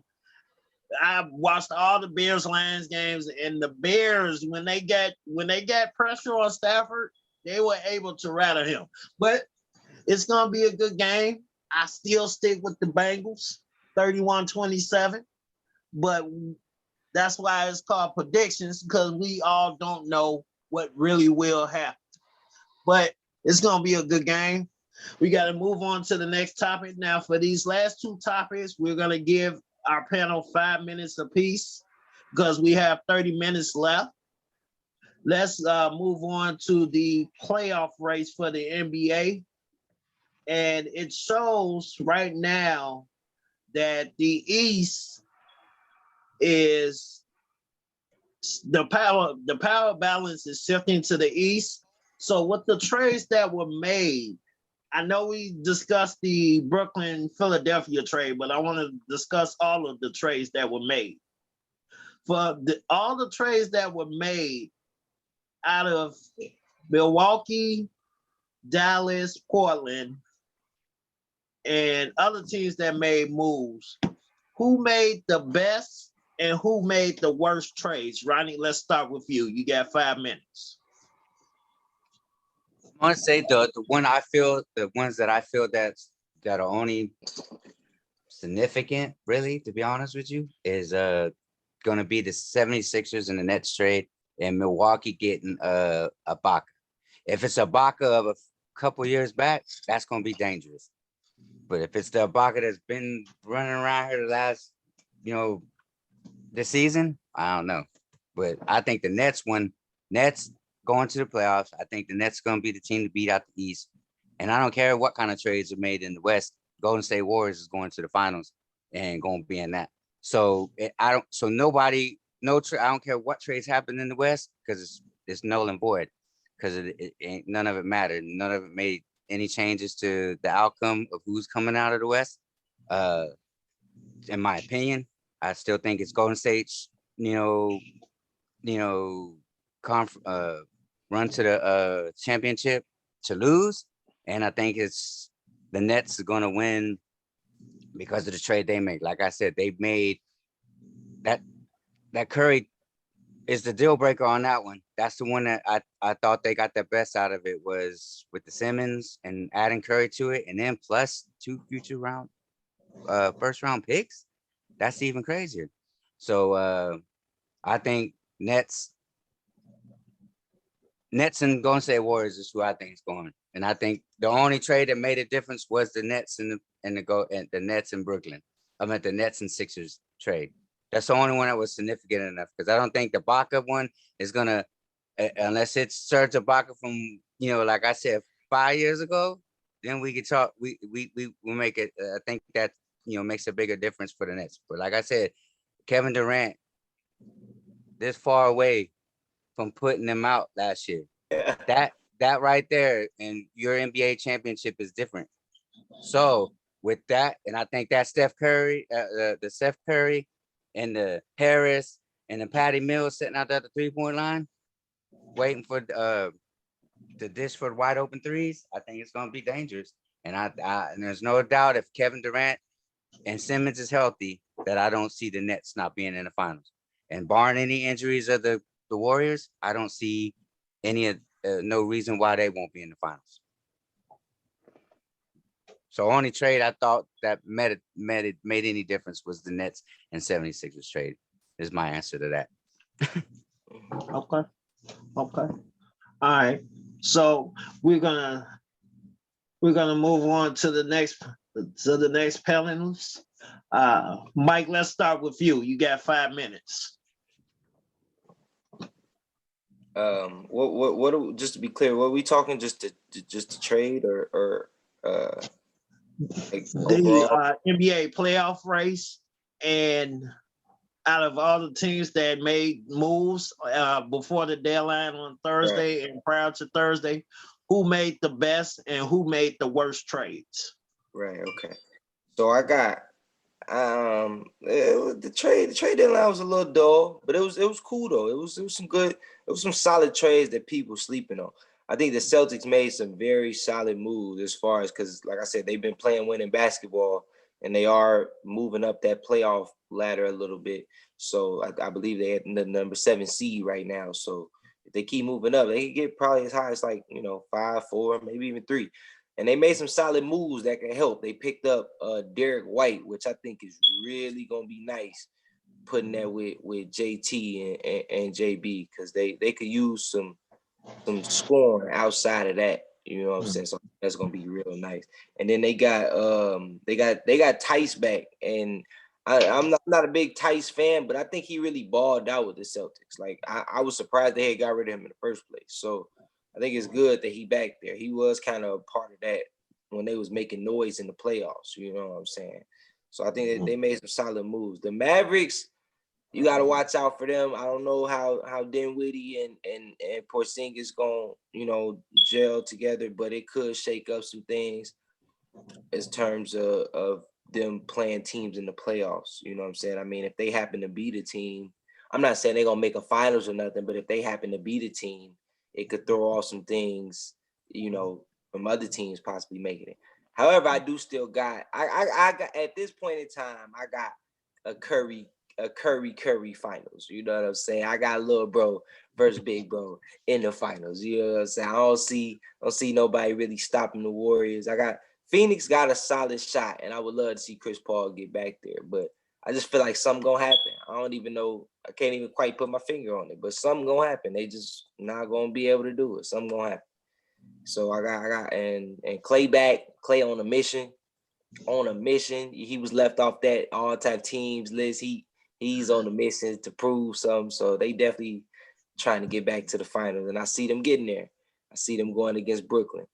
I do think Miami is a big threat, though. Oladipo potentially coming back in the near future. We don't know what we're going to get from him, but if it's any type of past Oladipo, they going to be a major problem. Major problem. And they was just in the finals, you know what I'm saying? Like years ago.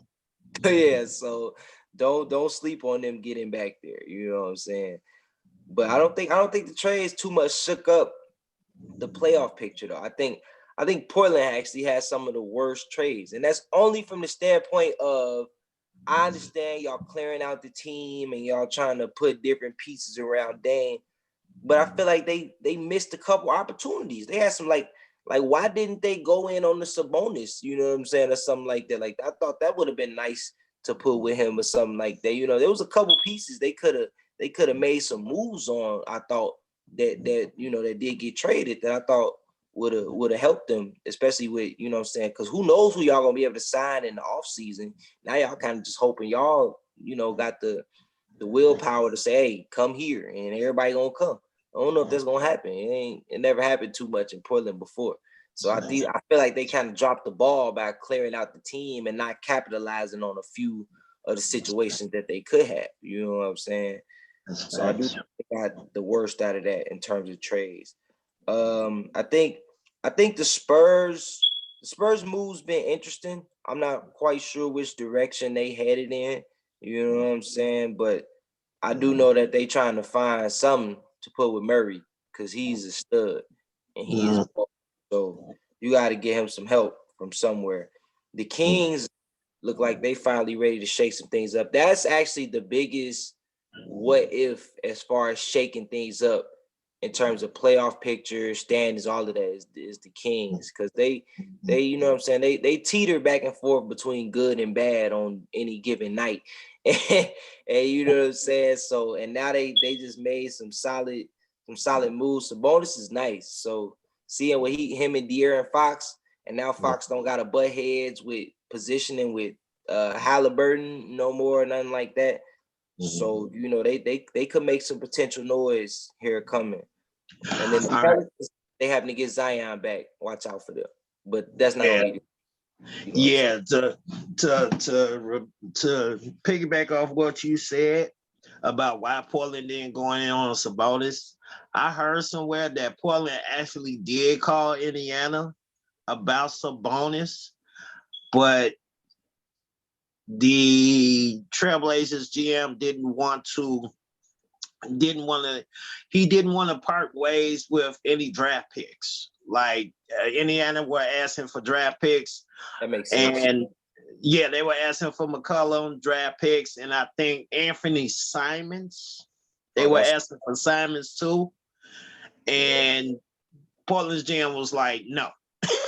Like, we're not gonna give you McCollum draft picks and Simons, because Anthony Simons, I did not know that kid could ball like that. He is a stud. I told y'all this. And he can jump out the gym. He can jump out the gym. He can jump out the gym. Last year. I told y'all he was, yeah. I didn't know he could carry the load like this though. I will say that. That's I true. didn't even say that. I knew he could carry the bench load, which I liked him for that. But as far as carrying like the starting load and like majority of the load, I'm impressed. I'm impressed for sure. You know what? I would say it was more so like the beginning of like with Zach LaVine, because everybody thought Zach LaVine when he was in Minnesota was just a dunker until they actually started seeing him play. Like, this boy got some talent. Look at him now. Exactly. So that could be the same assignments. So it'd be nice to see. Yes, sir. All right, so we have one more panelist on this topic. David, you can start. You got 5 minutes, sir. The trade, it really shook things up in the East. It wasn't no really blockbuster in the West. So everything really got shook it up in the East, honestly. So the East is really up for grabs right now because Miami is number one right now. But Brooklyn's coming. Milwaukee's coming. So it's a fit. If I didn't say Philly's coming now. So it's really a dog fight. So it's really a dog fight. But for me, I want to say Milwaukee might be the biggest right now because of the Serge Ibaka move. Because you got everything you can pretty much ask for in Milwaukee. You got Drew Holiday running the point who can defend. You got Middleton still who can be your closer. Because Giannis gonna be Giannis, but he got that closer with Middleton. But he has to keep that up though. I'm not saying he's a definite closer. He has to keep that up because we've seen inconsistencies with Middleton, but he has to keep up and be playoff Middleton that he was last year. Then I will say he could, if he elevates that this year as well, then I can say he has a solid closer. Now when you add Serge Ibaka, you also got Bobby Portis, you also got Brook Lopez, and of course the man in the middle really is Giannis. I mean, Giannis is gonna be Giannis, but ain't no question about that. Giannis is gonna be Giannis. So yeah. So I think that really just threw a wrench in a lot of things. But my thing with Ibaka is going back to what Ronnie said, he gotta play better because he's averaging 6 points right now. That's not gonna cut it. That's not gonna cut it down in the playoffs. And he needs to. And if you want him to, if you want to say that you upgraded, he's gonna have to play better. Especially he's gonna pretty much have to double that. He's gonna have to go from 6 to 12 to 14 in the playoffs if they got a real solid shot. So I mean, I think what's that, Mike? He rebounding and defending. I haven't seen him much this year. I don't know. Yeah, he's not really. His stats aren't that well. Let me see. Right now, he's averaging 4 rebounds, so that's not even good enough. So he has to really be a double-double in the playoffs. Realistically, they're gonna need a double-double. He's gonna have to be a double-double. But Bobby Portis can cover some of that up, and Brook Lopez can cover some of that up. So honestly, I can see Milwaukee and I'll just put it like this. Right now, if you're asking me my opinion, I got Milwaukee coming out the East right now. So I'm going with Milwaukee. Now with the Western Conference, Phoenix and Golden State is the Western Conference Finals. Everybody know that. The Lakers, they might not even make a playing game. And so ain't really no threat. There's really no threat there. The reason, Mikey, you said that you would love to see Chris Paul get back to the finals, and also you said you said you pretty much don't know how it can happen. And the reason why it won't happen is because of 2 things I'm gonna say: experience and Monty Williams. Because what happened last year in the finals? Monty Williams had the formula to beat Milwaukee. Bring your bigs out on the perimeter, run the pick and roll. You killing them. They stopped doing it. Milwaukee started eating and took him out. Because then there were no answer for Giannis. I don't know why Monty Williams went off of that game plan. It's crazy. So, and right then he's going to get Steve Kerr. Steve Kerr's got too much experience in the finals as a player and in the finals as a coach. So I think Steve Kerr is going to outcoach him because looking at Monty Williams' trajectory, will he be smart enough to make the proper adjustments? If Golden State does that, because they can run a pick and roll, because you can bring Wiseman because they got Wiseman, and Steph can take the defenders off the dribble by any means necessary. So, and not to mention Andrew Wiggins too. So he's having a solid year. So for me, I got Golden State and Milwaukee. All right. You went a little over 5 minutes, but that's all right. Okay, so some of the points you made, David, I do agree with. However, I think a trade that nobody's talking about is Torrey Craig going back to Phoenix. I was gonna mention that.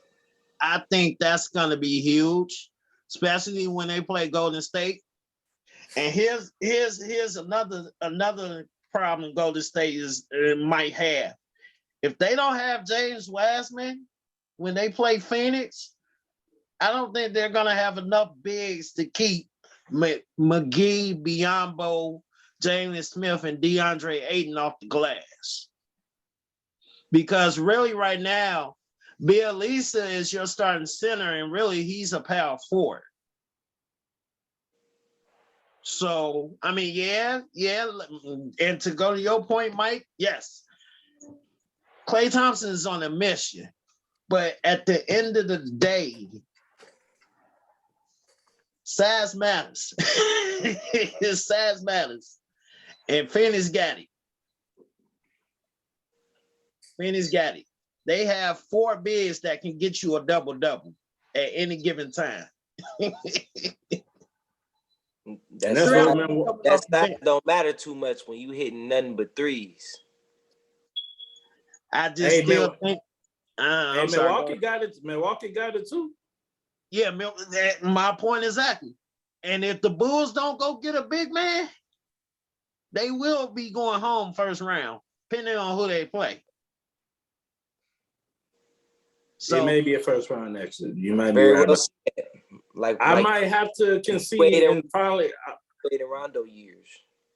I might have to concede and say we might go home first round. I might have to finally concede to you that with that Debo, supposed to be talking about it offline. I might have to concede that we may go home first round. Because after seeing what I saw last night, I mean, they was letting Anthony Edwards get to the rim at will. And Devontae is he does that defender. And Anthony Edwards had 30. And won the game though. The Bulls won, yes, no. I'll take the win. But at the end of the day, come on, Mike. At the end of the day, you know we need a big man. We need an enforcer. Yeah, Devontae's somewhat of an enforcer, but excuse me. We do need an enforcer, and that's why I wanted us to go get like a Montrezl Harrell or a Serge Ibaka, but we didn't. So net, in my opinion, I think we should go get Boogie Cousins. I know a lot of you all, we've had this conversation offline, and some of you all disagree. Say that again, Mike. So that's actually not a bad pickup. Especially for the playoffs. That's actually not a bad pickup. That wouldn't be a bad move just for the playoffs. I would say Tristan Thompson. He just went to where did he go? Indiana. He's in Indiana. But so reportedly, they're gonna buy him out because he does not want to be there. I can see that. He's already said it. Like he's been on Twitter saying, "Get me out of here." So he doesn't want to be there.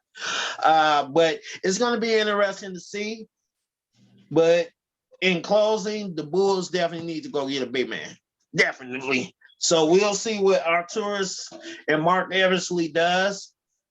And you know what? I will bring this up next topic, next show. I want to discuss next show whether or not something Zach LaVine said about when healthy, them being the best team in the East. I want to know what's you guys' take on that, but we'll go into that on the next show.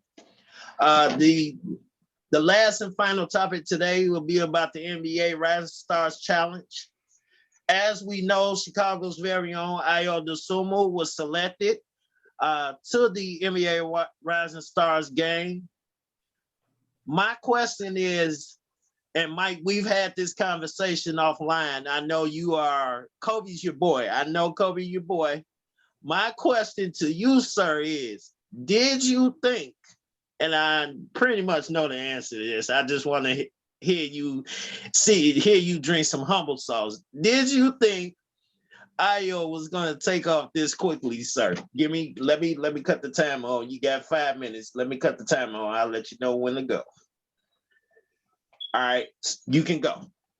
So did I think he was gonna be this good, this Yeah, fast? did you think he was gonna take off this fast? I mean, yeah, because to me, he ain't really took off. I mean, he been nice. He's been good. He's been solid. You know what I'm saying? But he ain't really took off yet. He's had some good games. He had some good games. I give it to him. You know what I'm saying? He's having a solid rookie season, but take off, nah. He hasn't taken off. You know what I'm saying? But I like him though. I like him, and he's definitely a more true point guard than Kobe White. You know what I'm saying? There's no doubt about that. I mean, you definitely want him running orchestrating your offense as opposed to Kobe White.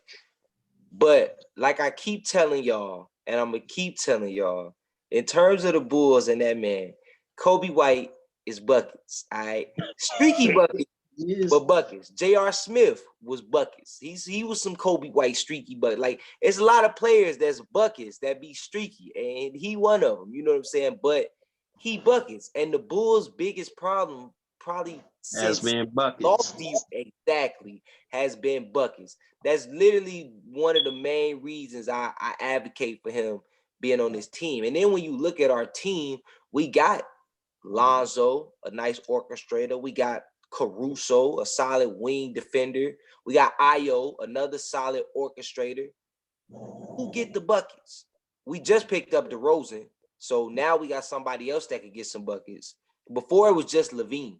We just picked up Vooch last year. Had to do everything. Get buckets, but let's not forget the stretch Vooch had I believe it was this year when he wasn't getting no buckets. You see what I'm saying? He's talking about this the worst stretch I ever had in my life.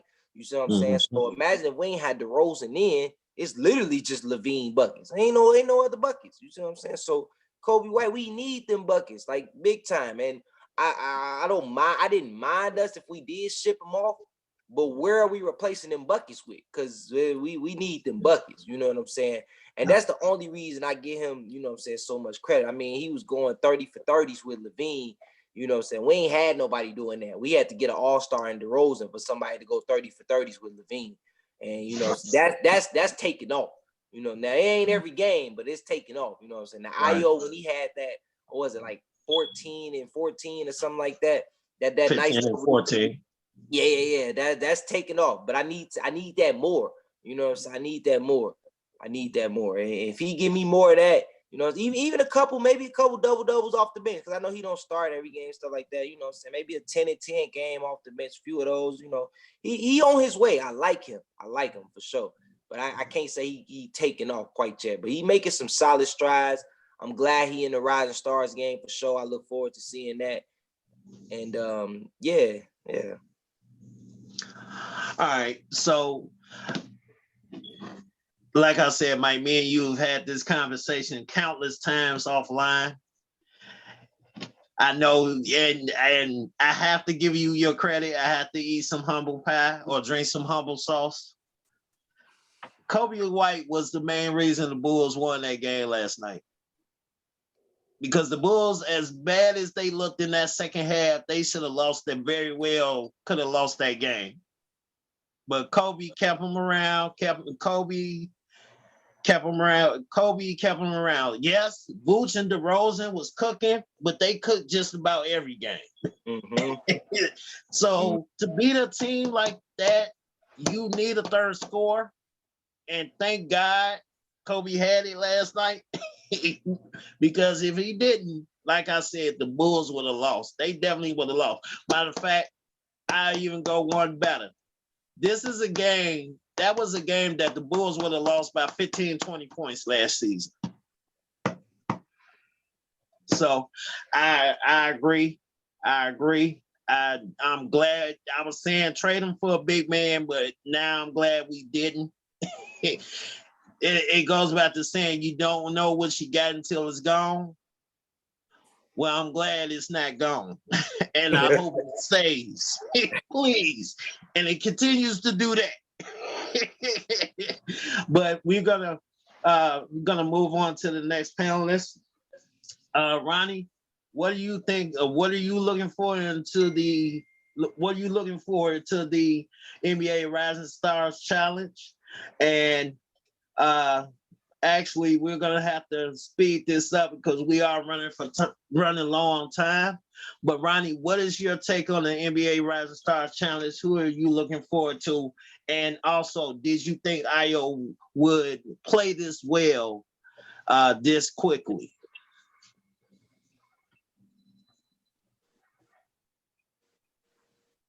Ronnie, are you? You're on mute. All right, to be honest, I didn't think he would be, go to the level that he is exactly right now. I don't really pay too much attention to him, in all honesty.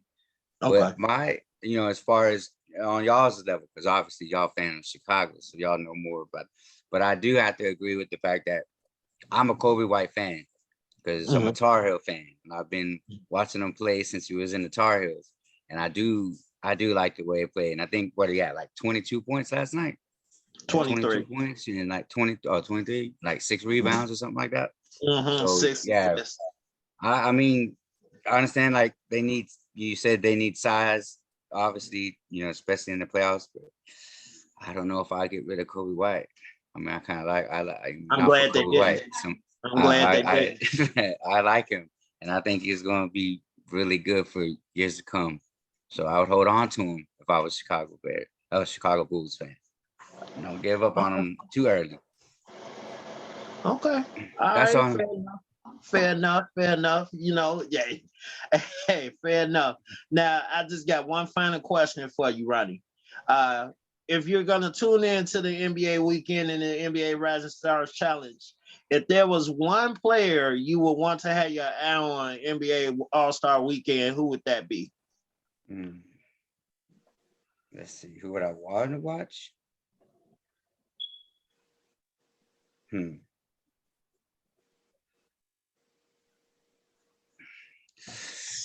Everybody? Yes, sir. I don't know.